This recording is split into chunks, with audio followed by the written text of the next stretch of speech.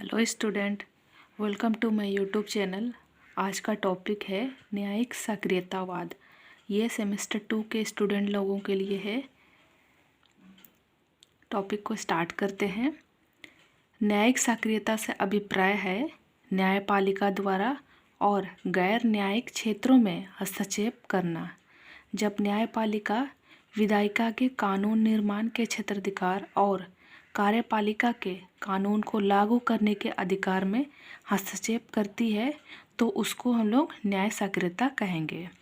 इसके कई उदाहरण हैं, जैसे ताजमहल के संरक्षण के लिए प्रदूषण फैलाने वाले कारखानों को हटाने का आदेश देना। इसी प्रकार पटना उच्च न्यायालय द्वारा बिहार में श्रीमती राबड़ी देवी की सरकार के साथ राष्ट्रपति शासन लगाने का पर्यवेक्षण करना। अब हम लोग आगे देखेंगे इसके क्या क्या कारण हैं। इसमें पहला कारण है कि कुछ नए मुद्दे जैसे पर्यावरण की सुरक्षा आदि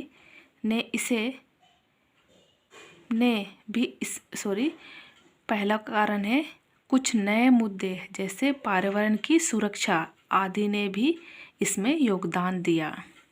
दूसरा है जनहित याचिका की प्रणाली ने भी इसे बढ़ावा दिया। इसी प्रकार तीसरा है इन कारणों के अतिरिक्त परंपरागत रूप में भारत की संज्ञात्मक व्यवस्था और संविधान में मौलिक अधिकार की अध्ययन नीति न्यायपालिका को सक्रिय बनाने में मदद की। तीसरा जो है उसको फिर से देखेंगे कि इन कारणों के अतिरिक्त परंपरागत रूप में भारत की संज्ञात्मक व्यवस्था और संविधान में मौलिक अधिकार की अध्ययन नीति न्यायपालिका को सक्रिय बनाने में मदद की। नेक्स्ट है इसके प्रभाव। तो प्रभाव को दो भागों में बांटेंगे, सकारात्मक प्रभाव और नकारात्मक प्रभाव, जिसमें पहला है सकारात्मक प्रभाव।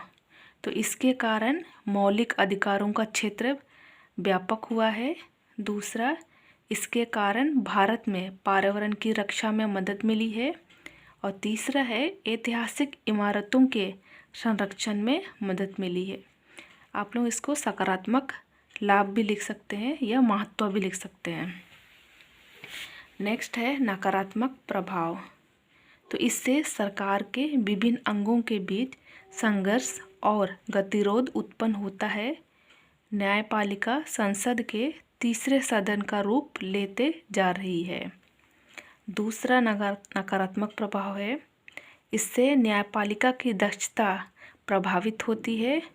एक अनुमान के अनुसार देश के विभिन्न न्यायालयों में 2 करोड़ से अधिक मामले लंबित है। तीसरा नकारात्मक प्रभाव है न्यायिक सक्रियतावाद के मुकदमे बाजी को बढ़ावा मिलता है और संविधान वकीलों का स्वर्ग बन जाता है। नेक्स्ट चौथा है कभी कभी निहित स्वार्थों को पूरा करने के लिए इसका दुरुपयोग होता है। फिफ्थ है कभी कभी सस्ती लोकप्रियता प्राप्त करने के लिए भी इसका दुरुपयोग होता है। नेक्स्ट है इसका मूल्यांकन। न्यायिक सक्रियता को लोकतंत्र की सामान्य कार्यप्रणाली का अंग नहीं माना जा सकता। लोकतंत्र जनता की संप्रभुता में विश्वास रखता है और संसद जनता के प्रतिनिधि में, लेकिन एक अस्थायी या संक्रमणकारी उपाय के रूप में कुछ विशेष परिस्थितियों में इसे सही माना जा सकता है। उदाहरण के तौर पे जब विधायिका और कार्यपालिका अपने कार्य से विमुक्त हो जाए और इससे संविधान के पालन में कठिनाइयाँ हो और जनहित की अवहेलना, तो न्यायपालिका की सक्रियता को स्वीकार किया जा सकता है। लेकिन यह ध्यान रखना आवश्यक है कि न्यायपालिका हर बात में हस्तक्षेप ना करे। न्यायिक सक्रियता केवल एक अपवाद हो, आदत ना हो। अतः यह कहा जा सकता है कि न्यायिक सक्रियता उस सीमा तक सही है जहाँ तक कि यह अनिवार्य है, लेकिन न्यायिक हस्तक्षेपवाद से बचना चाहिए।